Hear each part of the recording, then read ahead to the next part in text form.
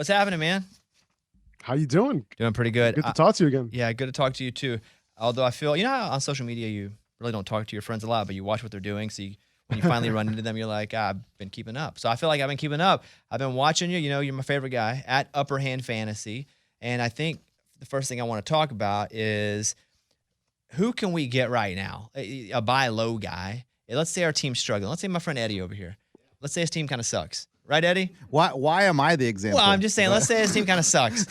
How would you help somebody whose team kind of is struggling right now? Who could they get in on low that'll provide some value later in the season? Well, it depends. Like if you're already 3-1, 4-0, and you're trying to get something for later in the year, guys that I like, Amon-Ra St. Brown, right? Like he's obviously a high-end player, but I don't think people have realized that he is a clear wide receiver one moving forward. Like they're not going to put him near Cooper Kupp or Jamar Chase and Justin Jefferson, but he's going to perform that way, moving forward. So I don't think he's a Cooper Kupp light. I think he's the next Cooper Kupp. So I would overpay to get him right now. He's hurt.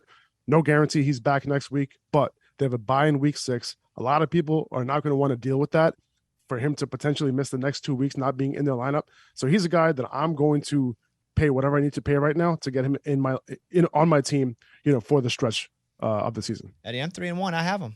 Yeah. So you want to overpay for him? I'm good, man. Thank you. Sure? Yeah. I'm sitting right here. And, who knows? But he might not be back next week. But who else? If let's say you're really struggling, like my friend Eddie is over here. Okay. Like running back wise, because everybody's hurt. It looks like there's Q's or O's with everybody in our league anyway. What's going on? Who do you like on the running back side that could actually provide some points at a time when maybe your main guy's out? I think Breece Hall, there's still an opportunity to buy him right now. He's been consistent for the year in terms of fantasy points, but he hasn't had that blow up week just yet.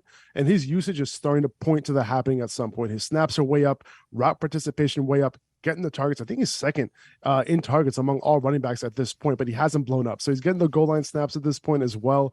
6 targets, yesterday from Zach Wilson.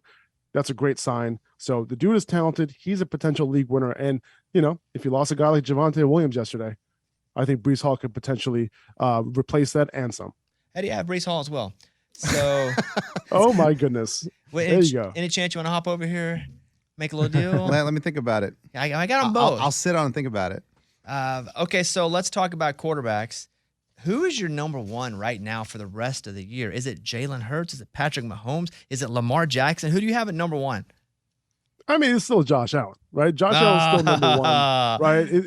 He's still the guy. The conditions yesterday weren't great. Stephon Diggs wasn't able to, go crazy like he has been over the first 3 weeks of the season, but he's still the guy. Up tempo, pass heavy offense. He has the weapons. It's still him. Lamar, Jalen Hurts, they're right there. You can't go wrong. I had somebody ask me yesterday, hey, who should I start between Lamar and Jalen Hurts? I said, please stop it with your first world problems, okay? we're all struggling over here trying to find a quarterback for week 4. But what about Josh Allen playing in Buffalo when it gets winter time? Like, that's what I wouldn't trust as it gets to week 14 or 15 or the first round of the playoffs in fantasy, and all of a sudden you got a Buffalo game where it's snow, then what's Josh Allen going to do? Like, I guess that's the only reason that I'm not an expert, because I say stupid stuff like this, but also that Josh is not my number one quarterback. What do you say to that?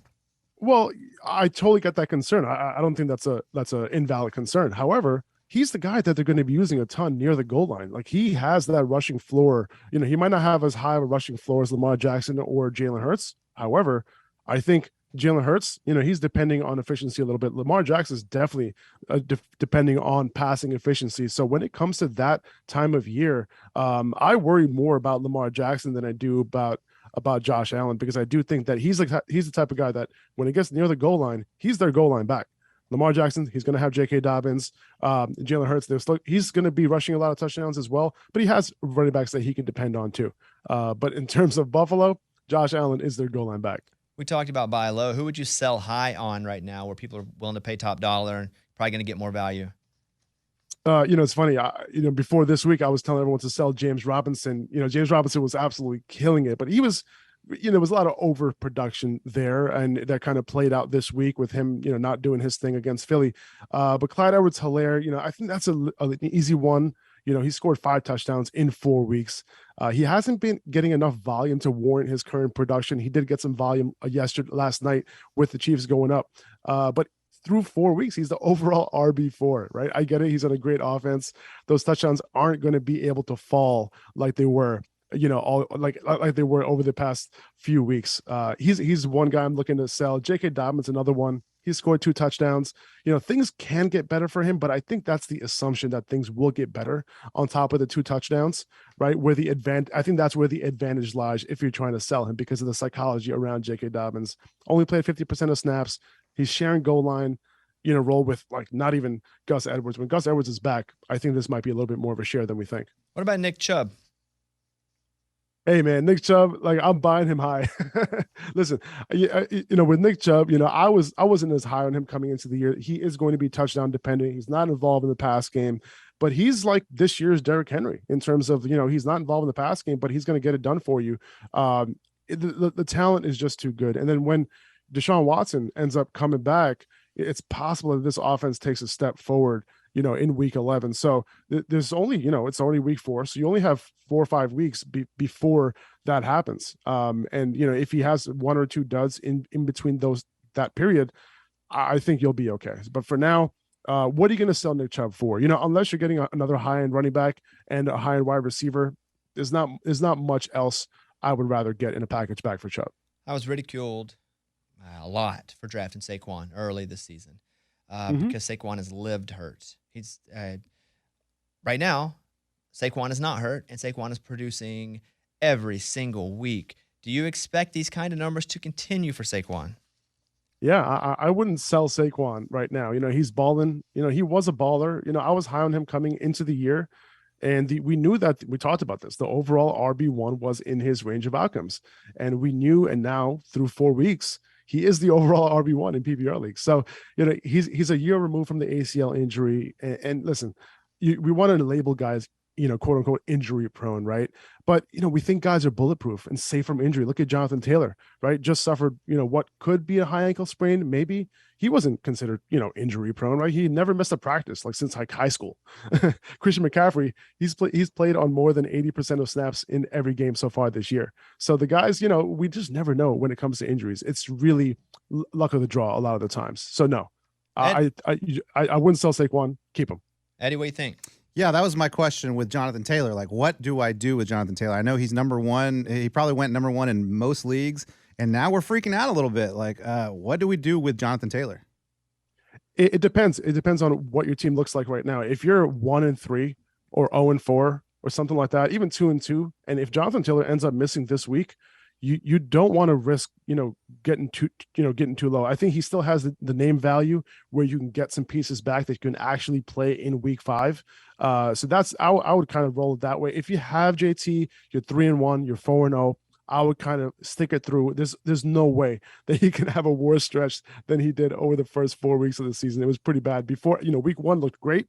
After that, not so great. I think he's going to bounce back, but you got to be a little bit patient. Kevin?